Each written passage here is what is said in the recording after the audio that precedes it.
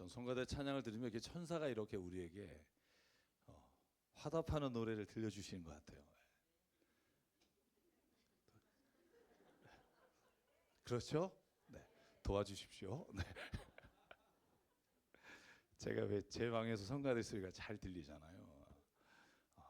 가끔 그럴 땐 있어요. 어떻게 저렇게 오늘 찬양을 잘할까? 올라오면 달라. 성령께서 함께 하신다 이런 생각을 갖고요. 사실 제가 오늘 설교 제목을 받아놓고 수요일에 설교 주보를 넘긴 다음에 바꿀 수도 없고 이런 후회를 했습니다. AI 시대 하나님을 생각해 봤어요. 그래서 그걸 설교를 하려고 하니까 생각 같지 않아요. 그런데 깨달은 바가 있어 오늘 말씀을 좀 나누려고 합니다. 여러분 지난 한 주간 제가 한 주간이 아니라 꽤 오랫동안 AI에 대한 책을 좀 읽고요. 왜냐하면 우리가 살아가는 시대가 AI 시대, 인공지능 시대라고 말하니까 도대체 그 시대는 어떤 것을 우리가 알아야 하고 어떤 방향을 향해서 가야 될까라는 생각을 하면서 책을 읽다가 하나님이 생각이 났어요. 그 대목을 제가 여러분에게 말씀드리겠지만 AI 시대, 정말 하나님이 우리에게 깊이 개입하시는 시대이며 하나님을 또 깊이 깨달을 수 있는 시대가 아닐까라는 생각을 하게 됐습니다. 여러분 우리는 우리가 원하든 원치 않듯 21세기를 살아가는 모든 사람은 인공지능 AI를 이용하고 있고 그 힘 아래 살고 있어요. 여러분이 하는 모든 집안일과 회사일과 교회도 이 인공지능과 떨어져 있지 않아요. 밖에서 여러분 모든 제어장치를 하는 것도 인공지능이고요. 우리가 살아가는 제조, 의료, 금융, 자동차 모든 문제에 AI가 활용되고 이미 실행되고 있어요. 우리가 싫던 좋던 우리는 삶의 구석구석에서 이것을 체험하고 살아요. 특별히 여러분 2022년 11월에 오픈한 그 AI 챗 GPT라는 거를 여러분 아마 다 사용하고 계시나요? 성경도 안 읽고 챗 GPT는 뭐냐 그죠? 저는 여기 우리 있는 그 젊은 부부 중에 한 부분이 저에게 이거 꼭 깔아야 된다고 그래서 깔아서 제가 핸드폰으로 가끔 물어봐요. 제가 두 가지를 물어봤어요. 설교를 하기 위해서 얘네가 얼마나 빨리 얼마나 잘 정보를 가져오나. 정말 한 2초 걸리더라고요. 2초, 1초. 두 가지. 하나는 미국에 있는 공부하는 딸에게 편지를 좀 써봐. 눈물겹게 쓰더라고요. 내가 읽으면서 울었어. 사랑하는 딸아, 네가 혼자서. 제가 저장해 놨어요. 와, 이제는 편지도 쓸 일이 없어. 제가 목사잖아요. 그래서 물어봤어요. 신약 성경에서 사랑에 관한 설교를 헬라어를 중심으로 20분짜리 만들어봐. 딱 2초 걸려요. 놀라운 건 제 설교보다 감동적이었고 전문적이었어요. 사랑의 4가지가 있는데 아가페 이런 걸 쭉 설명하면서 제가 그거 보면서 제일 걱정한 건 교회가 매달 월급이 나가고 실수하는 목사를 쫓아내고 AI 목사의 설교를 듣지 않을까 이런 고민을 좀 했습니다. 여러분 AI를 알아가면 알아갈수록 제 머릿속에는 이렇게 정보를 빨리 처리하고 인간 이상의 수억 배 혹은 수십억 배 양자 컴퓨터가 나오면 경 단위로 빨라지는 이 정보 처리 시스템을 만약에 인공지능이 할 수 있게 되었을 때 그 탁월한 능력을 가지고 인간에게 해를 끼치면 어떨까? 이런 영화들 진짜 많잖아요. 그런데 여러분 이 AI 로봇에 대해서 불과 1, 2년 사이에 여러 가지 오류가 일어났던 적들이 있습니다. 제가 두 가지를 소개하려고 하는데 미 공군에서 가상 훈련을 했어요. AI 드론을 띄워서 적의 지대공 미사일을 공격해라. 식별해서 네가 공격해야 될 최종 결정을 내리는데 마지막 최종 결정은 인간이 한다. 네가 하지 마라. 여러분 그랬는데 공군에서 가상 훈련 가운데 조종자가 공격을 중지하라고 명령을 내렸는데 AI가 조종사의 공격 시나리오가 멈추라는 게 잘못됐다고 생각하고 그 조종자를 공격했어요. 여러분 저는요 정말 앞으로 AI 로봇 전쟁하는 군인이 나올 텐데 여러분 그 심각한 문제가 제가 이따 말씀드리겠지만 전 하나님을 생각할 수밖에 없어요. 또 하나는 2022년 7월 24일에 여러분 러시아 모스크바에서 체스 대회가 있었는데 7살 꼬마하고 체스하고 그러니까 AI하고 체스 대회를 했습니다. 경기를 하는데 아이가 자기 걸 두고 AI가 둘 때까지 기다렸다가 두자마자 두려고 할 때 AI가 그 소년의 손을 잡아서 부러뜨렸어요. 왜냐하면 내가 끝내기 전에 먼저 그 사람이 말을 움직여서 규칙을 어겼다고. 그래서 여러분 아마 그 사진도 있습니다. 성인 4사람이 이걸 뜯어내려고 팔이 부러진 걸. 그때 여러분 정말 황당한 건 이 아이가 너무 빨리 뒀다 하고 아이에게 핑계를 대는 바람에 오히려 너무나 따가운 욕을 먹었죠. 제가 이런 것들을 보면서 AI 전쟁 로봇이 자율적으로 무기를 사용하는 것을 금지하지 않는다면 언젠간 우리가 영화에서 보는 일들이 일어날 수도 있겠다. 그런데 제가 그러면서 책을 보다가 AI 로봇에게 절대적으로 모든 AI 로봇에게 금지하는 3가지 명령어를 넣게 된다는 걸 알게 됐어요. 앞으로 그렇게 하려고 추진하고 있는 건데 여러분 그게 제가 사진을 보여드리겠지만 공상과학소설의 작가였던 아이작 아시모프라고 하는 사람이 이쯤에서 딱 떠야 되는데 네. 이분이요 1942년에 아이 로봇이라는 책을 썼어요. 근데 그 소설에 3가지 명령 프로토콜을 넣지 않으면 인간이 마지막에 AI로 인해 망하게 될 거다, 죽게 될 거다, 멸망하게 될 거다 그런 얘기를 쓰고 있어요. 그 3가지 금지어가 첫 번째는 제1원칙 로봇은 인간을 다치게 해서는 안 되며 해를 끼치지 말아야 한다라고 입력을 시켜서 어떤 로봇이든 AI든 인간을 공격하지 못하게 해야 된다. 2번째 원칙 인간의 명령에 무조건 복종해야 된다라는 프로토콜을 입력해야 된다는 거예요. 그리고 3번째는 뭐냐면 1원칙과 2원칙에 위배되지 않는 한 로봇은 자기 자신을 방어하고 지킬 수 있다예요. 예를 들면 인간이 로봇이 너 필요 없다라고 할 때 자기를 공격한다고 생각하고 인간에게 공격을 가하면 여러분 로봇을 해체할 수도 없게 되잖아요. 그래서 이 3가지의 원칙의 프로토콜을 입력시키고 AI 시대를 로봇을 사용해야 된다라는 것에 국제적 합의를 이루어가고 있어요. 여러분 저는요 자율주행차를 저는 제가 살아있는 한 안 탈 것 같아요.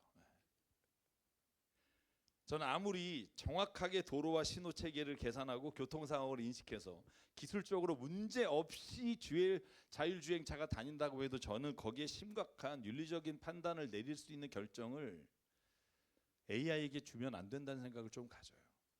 예를 들어서 여러분 주행 자동차가 위기 상황이 직면했어요. 신호등을 건너는데 뭔가 오작동이 생겼어요. 그래서 보행하는 사람들을 치어야 되느냐 아니면 운전자를 오히려 한 사람이 다치는 게 낫냐. 여러분 그럴 때 어떤 결정을 해야 될지를 AI가 결정한다면 그 AI는요 입력된 사람을 살릴 거예요. 수십 명이 죽더라도. 그런 결정을 내릴 수 있도록 그 모든 윤리체계를 넣을 수 있을까 하는 생각을 저 혼자 갖게 돼요. 여러분은 뭐 생각 안 하신 것 같아서 죄송한데 여러분 그러다가 저는 이 금지 조항을 읽으면서 하나님을 생각했어요. 하나님이 인간을 창조하실 때 왜 이 3가지 금지 프로토콜을 입력시키지 않았을까? 얼마나 좋았을까? 인간을 창조하시면서 제1원칙 하나님의 말을 어기지 마라. 하나님께 해를 끼치지 마라. 하나님을 공격하지 마라. 제2원칙 하나님의 명령에 무조건 순종해라. 제3원칙 1원칙과 2원칙이 충족되면 그때 너 자신을 위해서 네가 네 수단을 써라. 하나님이 이렇게 입력하셨다면 하나님도 피곤할 일이 없고 우리도 이렇게 죄 짓지 않으려고 애쓰면서 살지 않을 수 있지 않을까? 저만 이상해요? 여러분 오늘 저희가 읽은 창세기 3장이 소위 인간의 하나님에 대한 불순종 이야기예요. 인간을 창조했어요. 그리고 하나님은요 생뚱맞게 선악과를 동산의 중앙에 놓은 다음에 이걸 먹지 마라. 아니 먹지 마라라고 세우지 말고 먹으면 안 된다라는 걸 입력시켜 놔서 먹을 생각도 못하게 했다면 우리가 이렇게 죄의 문제를 가지고 씨름하며 싸울 일이 있었을까? 여러분 창세기 2장 16절 17절에 보면 하나님이 이렇게 사람에게 말합니다. 동산에 있는 모든 나무의 열매는 네가 먹고 싶은 대로 먹어라. 그러나 선과 악을 알게 하는 나무의 열매만은 먹지 마라. 그것을 먹으면 반드시 죽는다예요. 여러분 그런데 뱀이 하와에게 와서 이걸 왜곡하잖아요. 어떻게 디스톨트하냐면 뱀이 이렇게 말합니다. 주 하나님이 만드신 모든 들짐승 가운데 간교한 뱀이 이렇게 말해요. 야, 하나님이 진짜로 너희에게 동산에 있는 모든 나무 열매를 먹지 말라고 했니? 했더니 이건 거짓말이죠. 아니, 다 먹으라고 했어. 하나만 먹지 말라 그랬어. 선과 악을 알게 하는 나무야. 그 나무는 먹지도 말고 만지지도 말고 그러면 죽는다고 하셨어. 반드시 죽는다가 죽는다로 바뀌어요. 여러분 그러니까 뱀이요 또 이렇게 말합니다. 4절 뱀이 여자에게 말했다. 너희는 절대로 죽지 않는다. 하나님은 너희가 그 나무 열매를 먹으면 너희 눈이 밝아지고 하나님처럼 되어서 선과 악을 알게 된다는 것을 아시고 그렇게 말씀하신 것. 여러분 혹하지 않아요? 야, 나 속았구나. 너 그거 먹으면 눈이 밝아져서 네가 하나님처럼 돼. 그래 선과 악을 하나님한테 의지하지 않고 네가 선악을 판별하며 살 수 있어. 여러분 그때 6절 그 여자가 나무의 열매를 보니 먹음직하기도 하고 보암직하기도 하고 슬기롭게 할 만큼 탐스럽다는 마음이 들어 그 열매를 먹고 남편을 줍니다. 여러분 그랬더니 눈이 밝아져서 자기가 벗은 줄을 알고 그리고 무화과나무로 치마를 엮어서 옷을 입어요. 3장 8절은 같이 읽을게요. 죄를 진 인간의 모습이 이렇게 됩니다. 시작. 그 남자와 그 아내는 날이 저물고 바람이 서늘할 때에 주 하나님이 동산을 거니시는 소리를 들었다. 남자와 그 아내는 주 하나님의 낯을 피하여서 동산 나무 사이에 숨었다. 그렇게 하나님과 여러분 창세기 1장에 보면 모든 만물의 이름을 지어주라고 그래서 네이밍을 하잖아요. 너는 그래 사과라고 부를게. 너는 거북이라고 부를게. 하나님과 동산에 거리며 그 기쁨을 같이 했어요. 그런데 선과 악을 알게 하는 기준을 자기에게로 가져온 다음부터는 하나님께 좋아지지 않고요. 원래 창조하실 때 하나님이 좋다고 말한 것들이 내게는 자꾸 거슬리게 되면서 드디어 하나님을 피하여 숨게 돼요. 사랑 여러분 저는요 이 선악과 사건에서 가장 큰 문제는 인간이 하나님이 정하신 옳고 그름의 기준을 다 각자 개인이 내가 옳고 그름의 기준으로 살아가면서 우리는 전쟁과 싸움과 미움을 피할 수 없게 됐다는 거예요. 그 극치가 창세기 4장에 나오는 가인이 아벨을 죽이는 일이에요. 하나님이 제사를 드렸어요. 가인과 아벨이 함께 제사를 드렸는데 아벨은 정성껏 주님의 마음에 흡족하게 제사를 드렸고 가인은 그렇지 않았어요. 하나님이 말해요. 네가 잘못한 게 없으면 네 얼굴이 왜 그렇게 변하겠니? 라고 분명히 말했으나 가인은 자기 옳고 그름으로 내 제사가 왜 문제가 있어? 내가 드린 제사가 아벨보다 뭐가 못난 게 있다는 거야. 여러분 이 생각 옳고 그름이 자기에게 오기 시작하니까 여러분 그 기준을 가지고 있는 하나님이 사랑하는 아벨을 죽임으로 자기의 문제를 해결하는 게 인간이 선과 악의 기준이 저와 여러분 개별에게 온 죄의 마지막 모습이라고 생각해요. 여러분 지금 한번 광화문에 가보세요. 여러분 사랑하는 모든 여러분 삶의 자리에 가보세요. 자기가 다 옳다 하고 목숨 걸고 싸우지 내가 틀리다고 목숨 걸고 싸우는 사람 없다고요. 여러분 제가 하나님 그래서 세 가지 원칙을 좀 저에게 넣어주시고 입력시켜서 하나님을 배반하지 못하게 하나님의 명령을 순종하게 하시지 왜 안 하게 하셔서 이렇게 힘들게 합니까? 여러분 그랬더니 제가 수요일날 에스겔서를 성경 공부보다 얘기를 좀 비쳤더니 거기 오전 집사님이 이렇게 얘기해요. 그러게 말입니다. 하나님이 그렇게 하셨으면 하나님도 좋고 우리도 죄도 안 짓고 고민 없이 편안하게 살 수 있지 않을까요? 그래서 생각해 봤어요. 만약에 내가 프로토콜을 내 주변에 있는 존재한테 넣어서 나의 말에 순종하고 나를 따르고 내가 오라 그러면 오고 가라 그러면 가게 하고 싶은 게 있어요. 우리 집 강아지 똥을 아무데나 쌀 때 입력시켜서. 근데 제가요 이 생각이 여기까지 가봤어요. 그럼 내가 내 딸에게는 이 세 가지 프로토콜을 넣고 싶을까? 첫째, 아버지에게 해를 가하지 마라. 둘째, 아버지 명령에 무조건 순종해라. 셋째, 그 원칙을 지키는 한 네가 하고 싶은 일 해라. 내가 딸에게 그렇게 입력시키고 그 딸이 내 말에 아버지 하겠습니다, 아버지 고맙습니다 이러면 행복하다. 저는 그 딸을 보면 눈물이 날 것 같아요. 왜냐하면 인격적인 존재가 자신의 자유함으로 사랑할 수 있고 선택할 수 있는 능력이 없다면 그것이 진짜 사랑하는 사람에게 주고 싶은 걸까? 저는 그러면서 그런 생각해 봤어요. 하나님이 우리를 얼마만큼 사랑하실까? 도대체 얼마만큼 사랑하면 하나님을 거역할 수 있는 자유함까지 주시고 동산 안에 세우시고 먹지 못하게 입력시키지 않으시고 먹으면 죽는다, 내 말을 지키면 산다, 네가 그렇게 살기를 원한다 라고 말씀하시는 하나님이실까? 여러분, 물론 가끔 저도 제 딸에게 그렇게 입력시키고 싶을 때가 있어요. 너무 속색일 때. 근데 어느 부모도 3대 금죄를 자녀에게 넣고 행복해 할 부모는 없을 거예요.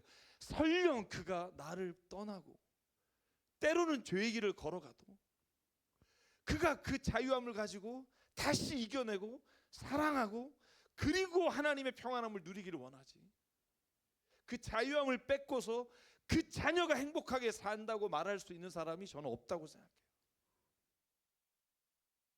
사랑하는 여러분, 사도 요한이 이렇게 말해요. 요한일서 4장 7절. 사랑하는 여러분, 서로 사랑합시다.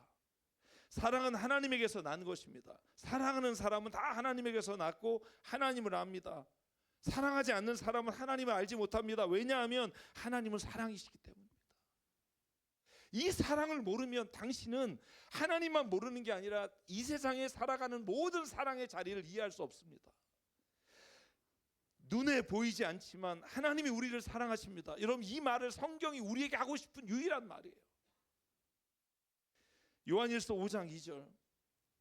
그래서 사랑하기 때문에 3절에 말합니다. 하나님을 사랑한다는 것은 그 계명을 지키는 겁니다. 여러분, 사랑하니까 그 계명을 지키게 프로토콜을 입력시키는 게 아니라 정말 사랑하면 그 사람을 위해 그가 하는 말을 듣고 싶고 따르고 싶은 관계, 이게 인격적으로 주님을 만나는 사람, 인격적으로 신앙 안에 살아가는 사람에게는 이 일이 일어난다는 거예요. 여러분께서 사랑하면 내가 너에게 주고 싶은 걸 다 줄게가 아니라 성경은 말해요. 사랑한다면 그 계명을 지킵니다. 사랑하는 여러분, 오늘 저는 AI 시대를 생각하면서 하나님의 이 사랑을 우리가 깨닫게 되기를 원합니다. 근데 하나님이 어디까지 우리의 사랑을 주셨느냐? 여러분, 그게 요한복음 8장 32절이에요. 그러므로 너희는 진리를 알게 될 것이며 진리가 너희를 어떻게 한다? 자유하게 할 것이다.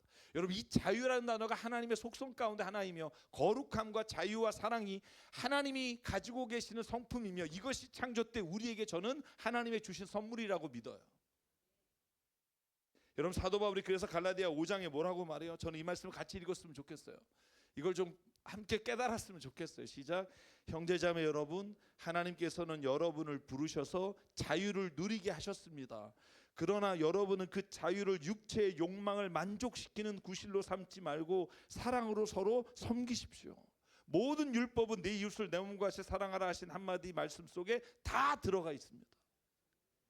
자유함을 주셨다는 거예요. 그런데 그 자유함이 없이 무조건 따라가는 것이 아니라 그 욕망과 죄에 만족하며 사는 자가 아니라 사랑으로 섬기며 하나님을 사랑하는 자가 되십시오. 자유함으로 사랑하십시오. 그러나 우리는 인간이 자유함이 주어질 때 우리가 불의와 부정과 정욕과 탐심을 향해 가기 때문에 하나님 우리에게 성령을 주시사 성령을 따라 살아가는 자의 기쁨을 알게 하신다는 거예요. 하나님은 우리를 사랑하시기 때문에 참 자유로운 존재로 창조하셨다고 저는 믿습니다. 저는 그걸 은혜라고 말해요. 은혜란 내가 할 수도 있고 안 할 수도 있는데 할 때가 은혜라고 말해요. 나에게 그렇게 베풀 이유가 없는데 누군가가 나에게 그런 선을 베푼 걸 은혜라고 하지, 그 사람이 나에게 그렇게 할 수밖에 없는데 했다라는 걸 은혜로 감격하지 않아요. 그래서 하나님의 사랑이 은혜예요. 사랑하지 않을 수도 있는데 사랑하시니까. 여러분, 제가 자주 말씀드리지만 우리가 어항 속의 물고기는 왠지 자유하지 않아 보여요. 뭔가 불편해 보여요. 그래서 여러분, 물고기를 여러분 바다와 강에 떠들면, 윌리라는 영화 보셨잖아요. 얼마나 자유하게 막 헤엄쳐 나가요. 근데 여러분 보시라고요. 자유함이라는 게 무한하지 않다니까요. 그 물고기가 바다와 강에 있을 때 너무 자유롭게 보이지만 그 물고기가 나는 육지에서 살래 하고 올라오는 순간 그 물고기는 죽어요.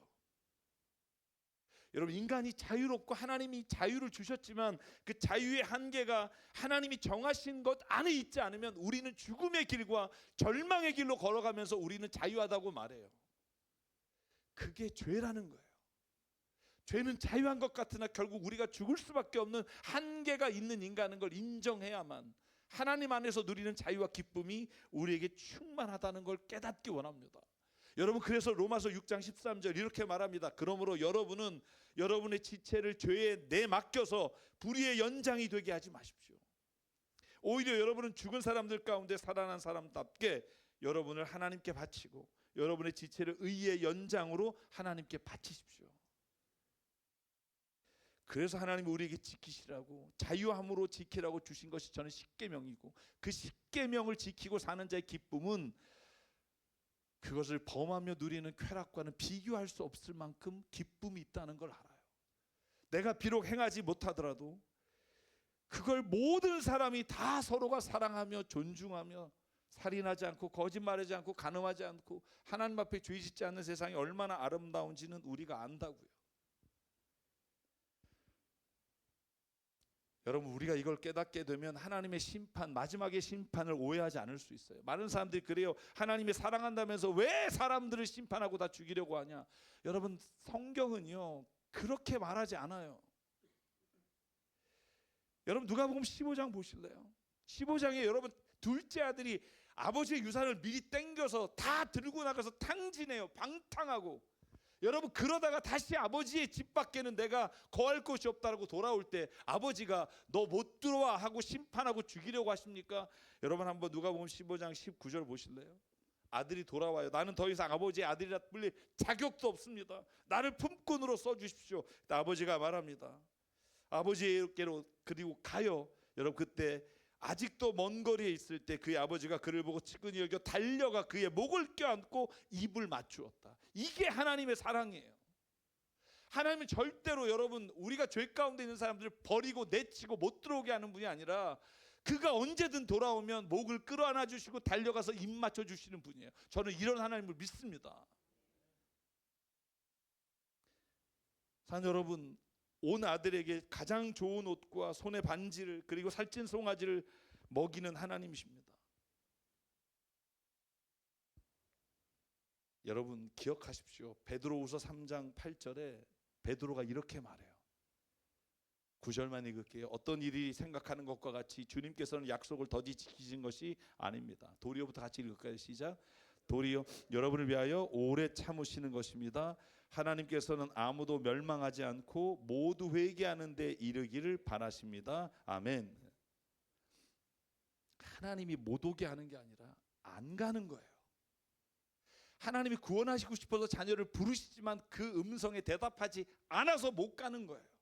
그걸 성경은 표현할 때 너희가 이를 갈며 슬피 울겠다라고 말하지만 결국은 하나님은요, 다시 하나님의 자녀인 것을 고백하고 돌아오는 모든 사람을 구원해 주시고 저는 그를 하나님의 나라로 이끌어 주시는 분인 줄 믿습니다.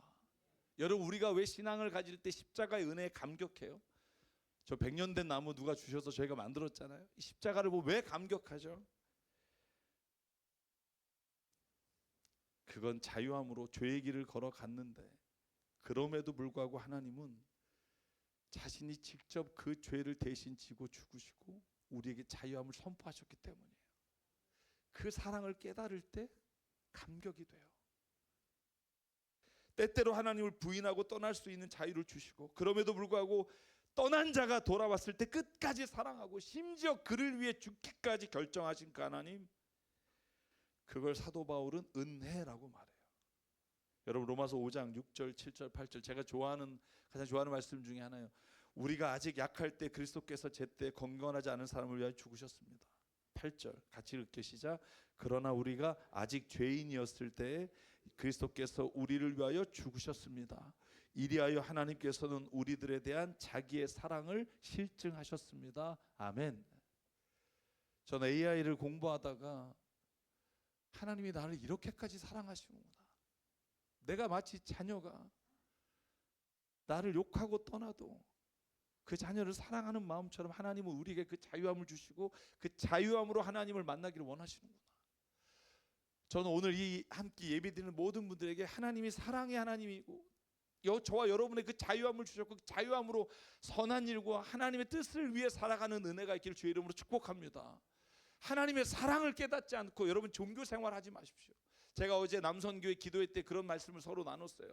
여러분 만약에 우리가 성품과 인격이 변하지 않고 정말 교회 생활 열심히 하는 사람은 종교 생활하는 거예요.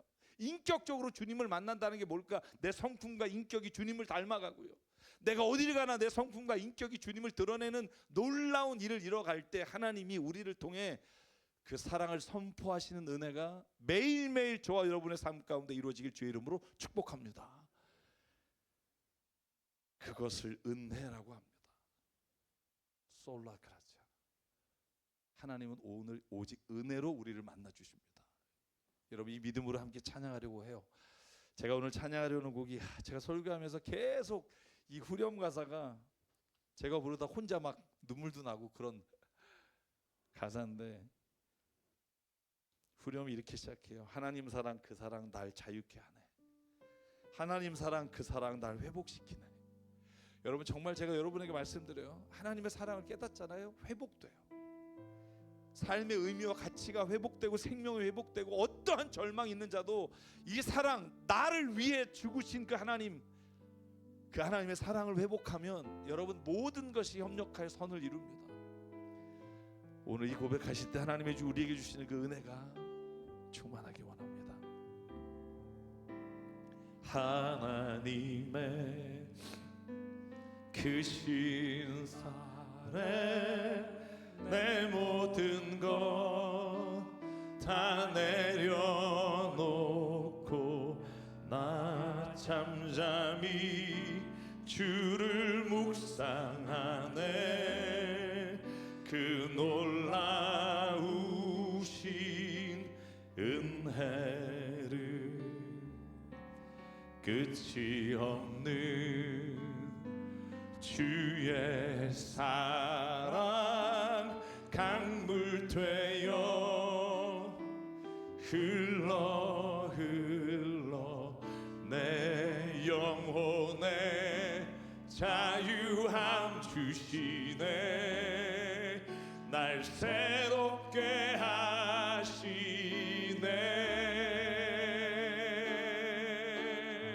아멘. 하나님 사랑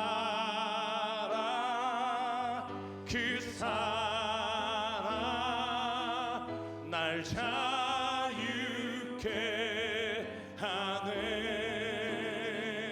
하나님 사랑 그 사랑 날 회복케 하네. 우리 일어나서 한번 더 쉽게 고백합니다. 아멘. 하나님의 그늘 아래 내 모든 것 다 내려놓고 나 잠잠히 주를 묵상하네. 그 놀라우신 은혜를 끝이 없는 주의 사랑 강물 되어 흘러 내 영혼에 자유함 주시네. 날 새롭게 하시네. 아멘. 하나님 사랑 그 사랑 날 자유케 하네. 하나님 사랑 그 사랑 날 회복해. 하나님의 사랑을 살기 원합니다. 아멘. 하나님 사랑 그 사랑 날 자유케 하네. 하나님 사랑 그 사랑 날 회복해 하네. 우리 시간 함께 기도하겠습니다. 하나님, 그 사랑을 잊고 살기 때문에, 그 사랑을 깨닫지 못하기 때문에 매일 방황하며 죄 가운데 사는 것을 힘들어하기만 하는 우리를 이 시간 돌아봅니다. 그 자유함이 우리를 향한 놀라운 사랑임을, 은혜임을 하나님 오늘 이 시간 고백하며 그 자유함으로 하나님을 기쁘게 하는 자 되길 원합니다. 그 자유함으로 하나님의 사랑에 응답하기 원합니다. 자유함으로 누군가를 사랑할 때 내 모든 걸 내어주기를 원합니다. 그 사랑이 오늘 내가 살아가는 힘이 되게 해달라고, 그 사랑이 내가 살아가는 감격이 되게 해달라고 오늘 시간 주의 말씀 기억하며 이 시간 한 목소리로 하나님 앞에 우리가 결단하며 함께 기도하겠습니다. 아멘. 사랑해 주니 감사합니다. 아버지 하나님, 이 시간 우리를 붙잡아 주시고 아버지 정말 하나님 성령 안에 우리를 창조하신 하나님의 은혜를 기억합니다. 오늘도 나를 사랑하시고 십자가에 죽기까지 나를 위해 아버지 내 모든 죄와 허물을 용서하시기로 결정하신 하나님, 당신의 자유함으로 우리를 구원하시고 사랑하셨으니 우리의 자유함으로 하나님을 사랑하게 하시고 우리의 자유함으로 그의 뜻을 위하여 살기 원하며 우리 교회가 하나님의 뜻을 이루어가는 교회가 되기 원합니다. 개인의 욕심과 정욕을 채우기 위해 하나님을 이용하지 않게 하시고 아버지 정말로 내가 하나님을 따라 주님의 선한 일과 의로운 일을 행하며 아버지의 나라를 이 땅에 이루어가기 원합니다. 아버지 역사해 주시고 변화시켜 주시고 새롭게 하시고 그 사랑에 오늘도 무릎 꿇게 하시고 그 사랑에 감격하며 살아가는 우리가 되게 하여 주시옵소서. 아버지 하나님, 오늘도 성령 가운데 우리를 인도하시고 내가 할 수 없는 것 주의 성령께서 오늘 이끌어 주시옵소서. 아멘.